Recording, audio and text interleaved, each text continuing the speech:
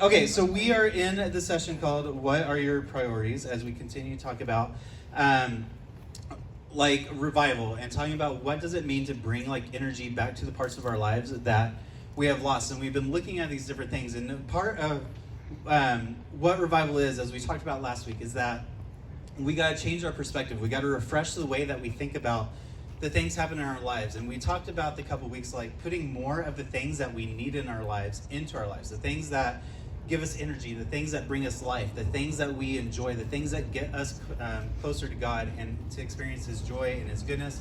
We need more of that. And then last week we talked a little bit more about taking out the things of our lives that take us away from God's joy and take us away from God's presence and take us away from what God has for us. And how do we get rid of those?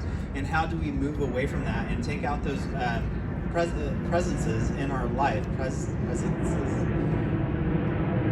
influences, we'll go with that, out of our lives so that we can experience God's joy. And so now we kind of change themes as we go into as we go into the second part, because part of what revival is talking about restore.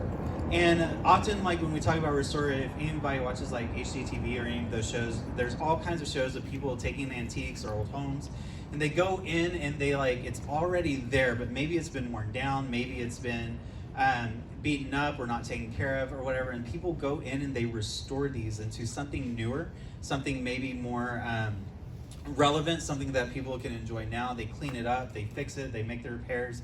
And so we kind of seen this theme of restoration throughout the world, but even as we talk about it in our faith and in life and what does it mean for us, we need to recognize that a big part of reviving what has been lost includes restoring things back to what they once were for us.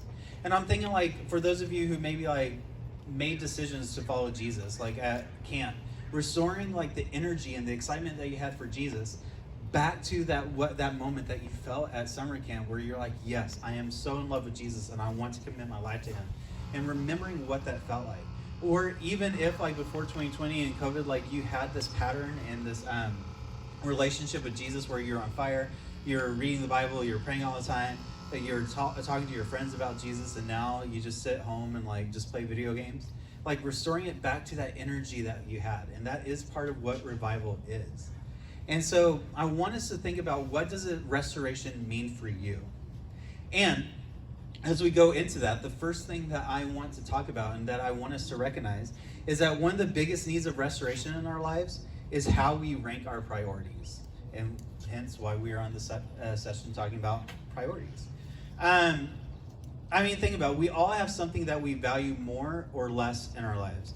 Anna, can you get me the balloons with the weights?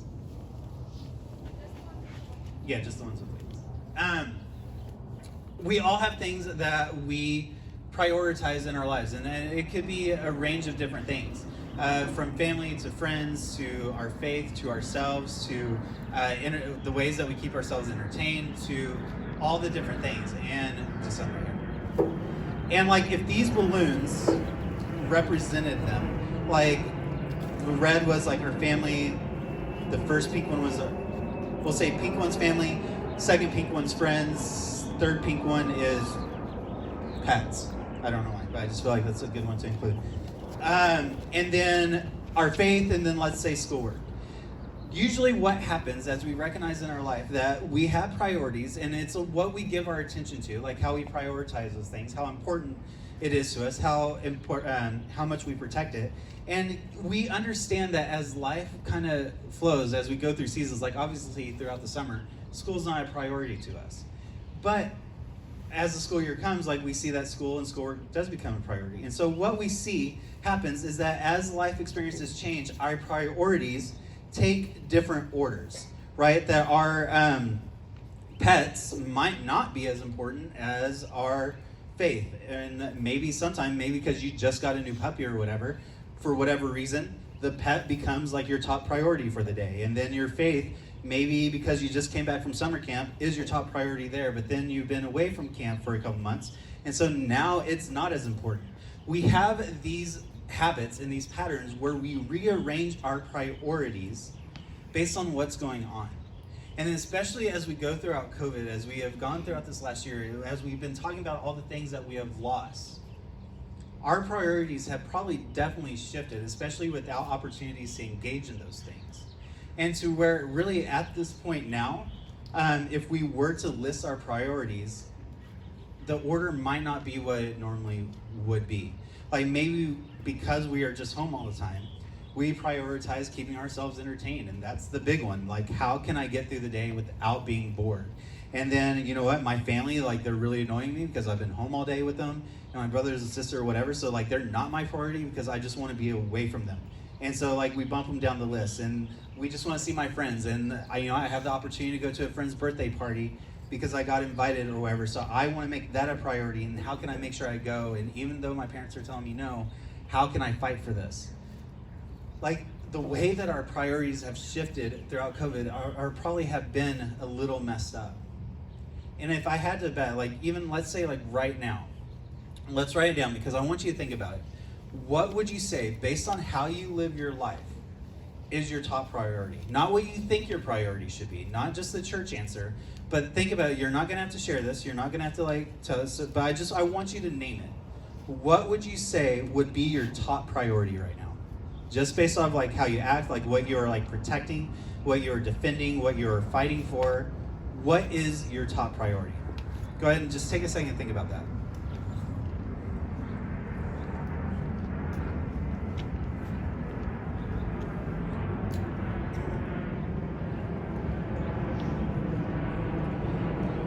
And the reason why I want you to think about those things, and you can even add like what's your second priority, what's your third. You can go however far down the list you want to go. But the reason why, because we often don't think about what it is that is important to us, what we prioritize, but we have to pay attention to those areas of our life that we give the most attention to. What is it that you are giving the most attention to in your life right now? And I mean, it's okay to be honest. You don't have to give the church answer. You don't have to say God, like if it's not God, like be honest with that. Because if we are not honest with what our priorities are, then we are not paying attention to what we are giving our attention to. And the reason why that is important, because as we are constantly juggling these things around, what we need to recognize and like how priority works. Anna, can you give me 3 of the regular ones? Sorry. The way that priority works, and this is going to be a little bit awkward, but we know this game. I think we played it here. It's been a while, but you know the game. Like if I were to have one of you come up here, and I were to say like, whatever you do, don't let the balloon hit the ground. And if you can go 1 minute without letting the balloon. Y'all really believe that? Okay. And we played that game where, like I said, don't let the balloon hit the ground, and like you would toss them up, and then you would run around and like you would try to keep them up. But as the balloons go down, you'd be like, oh gosh, I gotta save this one, but then you ignore the other ones. And that's kind of what happens with our.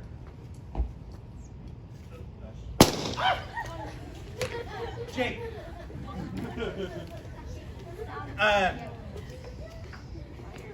Time out. Let's just ignore that I screamed like that. If we were to do that again, like, let's just like, oh, pop. Oh my gosh, the balloon. Let's just imagine that happen, rather than the high-pitched squeal. No. Okay. We will make sure these don't pop again. Okay. But we understand how that game works. As one gets lower, we ignore the other ones to where something has to fall, where something has to drop. And that's kind of what happens with our priorities and why we need to recognize what it is that we are giving attention to. Because it might be our friends that we are worried about and we rush over to like protect our friends, but we let our faith fall to the ground. It might be money, and we're making sure that our money stays up in the air and that we're juggling this priority, but we stop caring about our family. And it's like we're playing that game where we're juggling balloons in the air, trying to keep them all afloat, but eventually we have to give our attention to one to make sure it doesn't fall, and then we end up ignoring the other ones, and they hit the ground, then they pop, and then you squeal, and that's ingrained in our memories forever. And so we need to like pay attention, like this is the balloon that I am focusing on. And why are you focusing on that balloon? Why are you giving attention to that balloon? Why is this balloon important? And the other thing is, like, if we were to imagine that these balloons were filled with rocks, like we know that some balloons would fall faster than the others. And that's the other thing that we need to pay attention to, is that, like, if the balloon that we are giving the priority to, that we are paying attention to the most, is like imbalanced and falling faster than the rest, and we are constantly rushing to like take care of this balloon that we can never keep up in the air, like that is the unhealthy presence that we talked about last week that is not giving us life, because we are constantly rushing to keep a balloon up in the air that is too heavy to stay up. Does that make sense? And we need to recognize that. We need to name it. Because what we see happens, it's not so much about like focusing on one balloon or the next, but really what it really is, what happens with priorities, is that when we give our attention to something, it's not so much that we're ignoring the rest, but the balloon, the presence that we give the most attention to, it's not that we're ignoring the rest, but it becomes how we see the rest of the world. You know, I mean, all of us probably when we were little did that game where we like put the balloon close to our face. Or was that just me? Yeah? Okay. Leah, okay. I at least know Leah and Cicely did it, so I'm not alone. But you put the balloon to your face and everything is all of a sudden like blue or green or red. And you're like, oh, the world's blue or whatever. Or even if you want to like be super crazy, you do the robot voice and like that's how your voice changes. You're like, anyways. The thing that you're giving the most attention to is not so much that you're only paying attention to that, but the thing that is the top priority becomes the way that you see the rest of the world. So if your friends are your top priority, you start seeing your family relationships, your money relationships, your spiritual relationships, your school relationships through the lens of your friends. Or if your family is the top priority, then you start seeing the rest of the world through the lens of how important your family is. And you make decisions based off of that. Like, no, I don't want to hang out with these friends because I want to hang out with my family. Same thing with money. If money is your top priority, then you start treating friends and start defining your life based off of how important money is. And that is why it's important to recognize God as the top priority. Because God then becomes the lens through which you see your relationships, see everything that you interact with. And that takes us to the verse. Make sure we have it. In Matthew 6:33, where Jesus tells us, I mean, he's teaching, he's talking about like anxiety, all these different things. He says, seek first the kingdom of God and his righteousness, and all these things will be provided for you.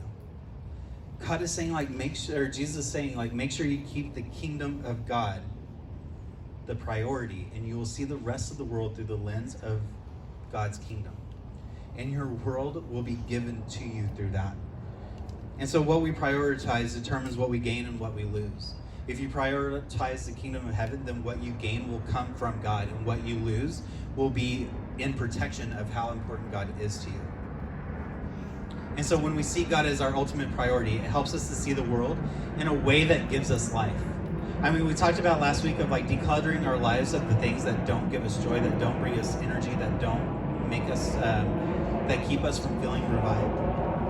And those are the hard decisions. It's a hard decision to say like, no, I don't need this friend in my life, or I need to give up social media. I need to give up movies. I need to give up this music. I need to give up like whatever. But when you start seeing music and friends and social media and everything that you watch and put into your life through the lens of God's kingdom, because he is your priority, it starts to give you life and not so much sacrifice. We need to pay attention to that, and we need to make sure God is what we seek first, so that he is the lens through which we see every other priority. And so God is our ultimate priority, calls us to shift our attention to him so he can restore how we experience life. I don't know what your priorities are right now. I can't even imagine trying to like balance school, family, sports if you're able to do it, everything else throughout this time. I know like how hard it's been for us to like juggle life with like Asher and everything going on for us. And there are times when those things take attention away from what is important. But when you remember to keep God first, to make him your priority and restore him as the ultimate thing in your life, everything else falls into place. And it starts to give you your life back. So seek God first in all that you do and all that you prioritize and all that you give your attention to, and let him restore you back to the energy and life that he has for you.